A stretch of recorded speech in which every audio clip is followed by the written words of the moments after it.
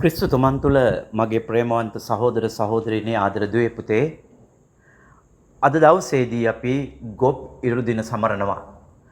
අද දවසෙන් අපි සුද්ධෝ සතියට ඇතුල් වෙනවා.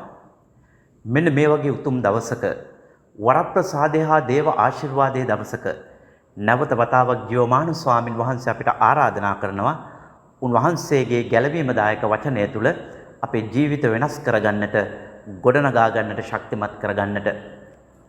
ස්වාමින් වහන්සේ ශුද්ධ නගරයට ඇතුල් වෙන්නේ පාස්කු මංගල්‍යය සමරන්නට.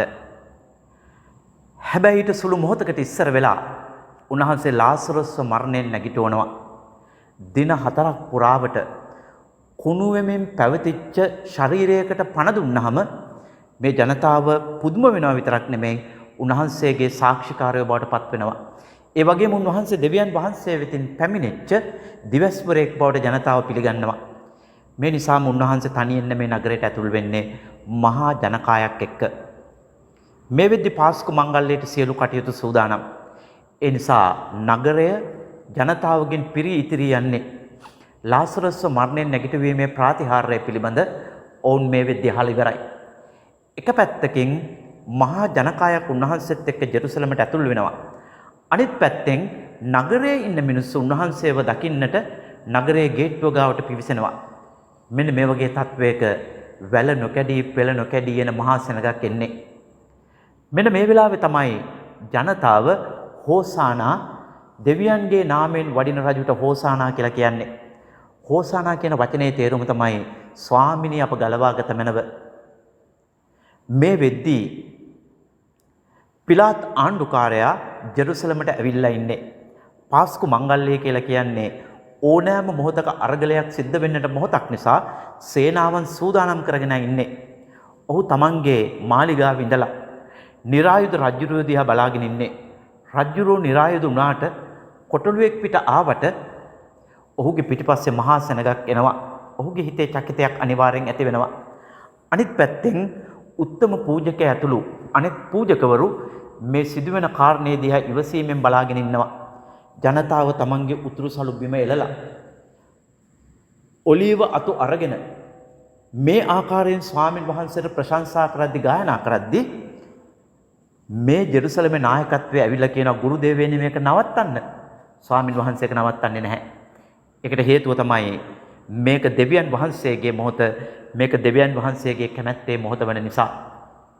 ඔවුන්ට තියෙන බය තමයි යම් ආකාරයකින් අරගලයක් සිද්ධ වුණොත් එහෙම රෝම අධිරාජ්‍යයට විරුද්ධව කටයුතු කරන මෙසියස් වරයෙක් රජ කෙනෙක් පිළිබඳව කතාවක් ඇහුනොත් එහෙම තත්ත්වය බරපතල වෙන්නට පුළුවන්, පිලාත් ක්‍රියාත්මක වෙන්නට පුළුවන්.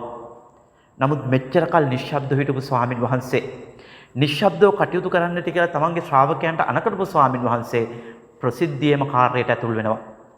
ඒත් ස්වාමින් වහන්සේ දන්න එක කාරණයක් තියෙනවා. අද හෝසානා කියලා පිළිගන්න මේ ජනතාව තව දින කීපයකදී කුරුසේ ඇන ගහලා මරන්නටයි කියලා කෑ ගහනවයි කියන එක. මේ විදිහට ජනතාව මේට ඉස්සර වෙලා මේ ආකාරයෙන් හෝසානා කියලා මොර දෙන්නේ ජුදාස් මකබියස් යුද්ධය ජයග්‍රහණය කරලා දේව මාලිගාව කැපකරන්න ජෙරුසලමට ඇතුල් වෙද්දී ජේහු රජුරෝ අවුරුදු 100 ගණනකට ඉස්සර වෙලා සතුරාව පරාජය කළ නගරයට ඇතුල් වෙන මොහොතේ මේ ජනතාව හිතාගෙන ඉන්නේ අන්නේ ආකාරයේ රජ කෙනෙක් තමයි නගරයට ඇතුල් වෙන්නේ කියලා. නමුත් ස්වාමින් වහන්සේ පැමිණෙන්නේ කොටලුවෙක් පිට.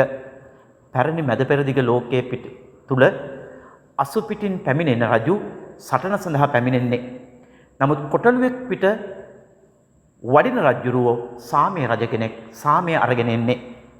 මේක ජනතාවට තේරුම් ගන්නට හරිම අමාරුයි. ඒ නිසාම ජනතාව බලාපොරොත්තු වෙන්නේ දේශපාලන ජයග්‍රහණයක් ගෙන මෙසියස් වරයෙක්ව.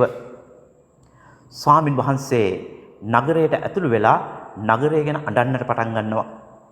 අහෝ මේ ගැලවීම දෙන දවසවත් ඇයි ඔබ මේක තේරුම් ගන්න නැත්තේ කියලා උන්වහන්සේ විලාපකයක අඬනවා. ඒකට උන්වහන්සේට හේතුවක් තියෙනවා.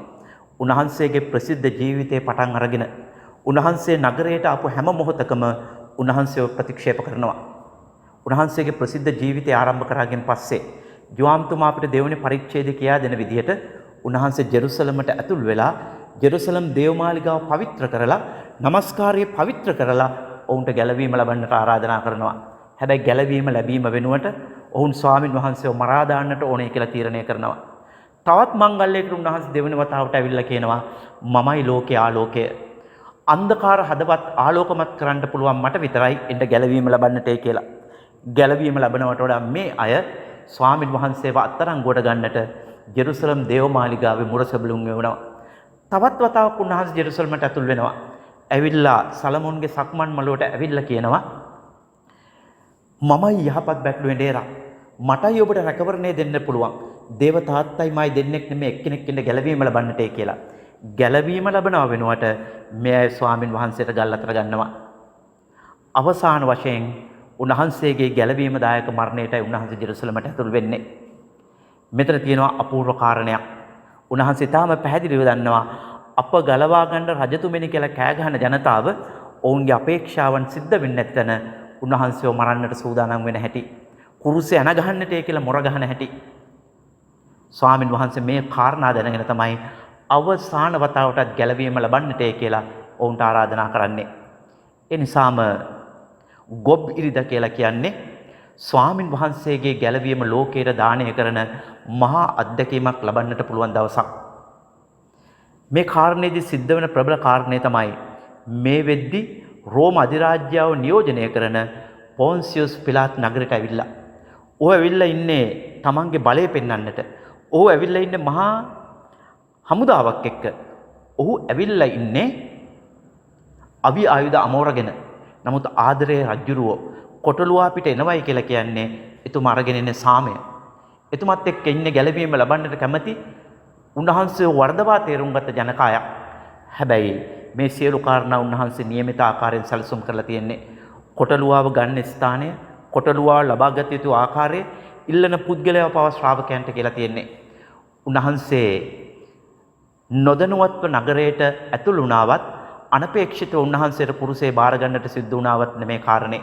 උන්වහන්සේ සියලු දේ සැලසුම් සහගත වෙන්නේ මිනිස්සුන්ගේ ප්‍රශංසාව මැද උද්‍යෝගයෙන් නෙමේ පියාණන් වහන්සේට කීකරුවයි යන්නේ. ඒක නිසා තමයි උන්වහන්සේ ඊටාම පැහැදිලිව කියන්නේ මේ ජනතාව මේ ආකාරයෙන් කෑ ගැහුවේ නැත්නම් ගස්ගල් මොර ගහයි කියලා. අද දවසේදී ස්වාමින් වහන්සේ අපි හැමෝටම ප්‍රබල ආරාධනයක් කරන්නට යනවා.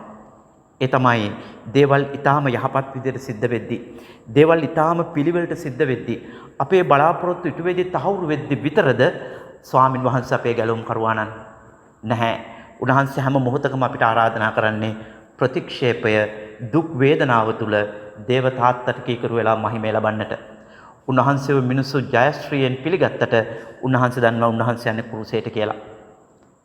වතාවක උපදේශකයා පැරණි ගිවිසුමේ මේ කතාව අපූර්ව ආකාරයෙන් කියනවා. දෙවනි පරිච්ඡේදයේ 5 වෙනි වගන්තිය.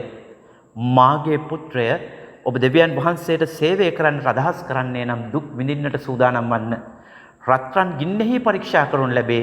එසේම තෝරාගනු ලැබුවෝ නින්දාවනම තුදුනෙහි පරීක්ෂා කරනු ඇත. අන්නේ පරීක්ෂාව ලබන්නට, විශ්වාසය තහවුරු කරන්නට, ලැබූ කැඳවීමට උපරිම ප්‍රතිචාර දක්වන්නට තමයි ස්වාමින් වහන්සේ ජෙරුසලමට ඇතුල් වෙන්නට යන්නේ.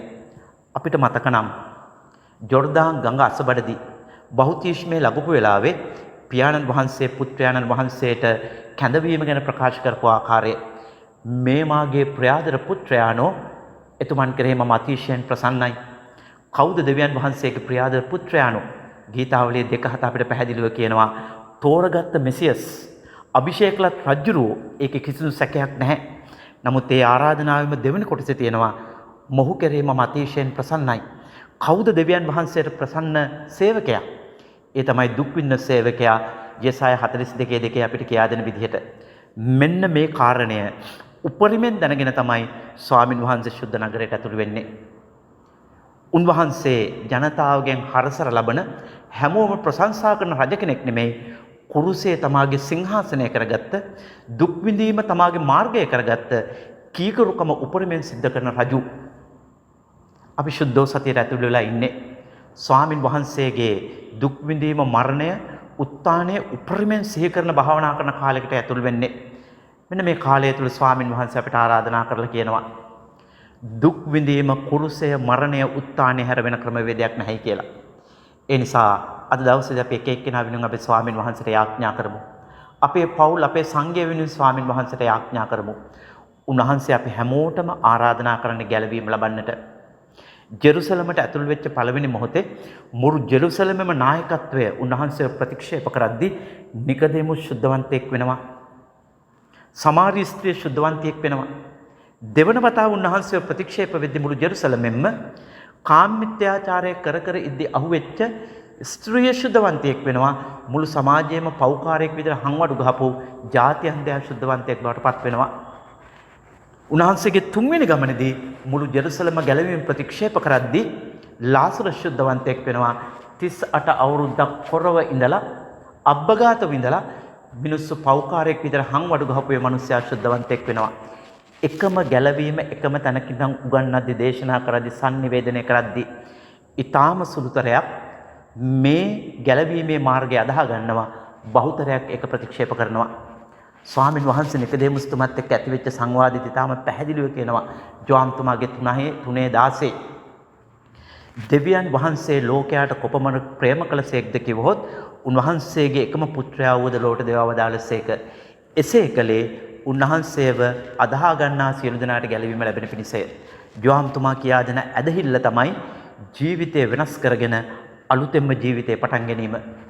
ජේසුස් ස්වාමින් වහන්සේ පියාණන් වහන්සේ ගැන කියපු දේ සත්‍යයි පිළිගැනීම ඒ තුල ගැලවීම. මෙන්න මේ ගැලවීම මේ සුද්ධ සතිය තුල අපට දානය කරන්නට කියලා. වෙනස් වෙලා මනස්ථාපනය වෙලා උන්වහන්සේගේ ආදරණීය ඇරයුම අපිට පුළුවන් පිළිගන්නට පුළුවන් වෙන්නට කියලා අද දවසේදී අපි උන්වහන්සේට කන්නලව් කරමු.